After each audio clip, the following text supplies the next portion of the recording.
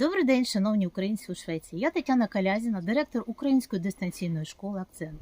Запрошую вас 6 листопада 2025 року на зустріч знайомства з нашою школою. Для кого є корисна дана інформація, якщо ви шукаєте початкову школу для вашої дитини. Також, якщо ваша дитина з певних причин не закінчила навчальний рік, ми можемо її поновити в нашій школі і надати можливість закінчити навчальний рік.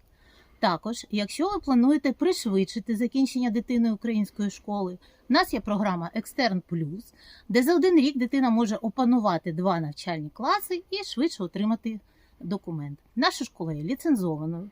Це означає, що після 9-11 класу наші учні отримують свідоцтво про закінчення освіти, яке надає їм можливість вступати у коледжі та університети не тільки в Україні, а в усіх країнах світу. Отже, якщо вас зацікавила дана інформація, чекаю вас 6 листопада 2025 року. До зустрічі!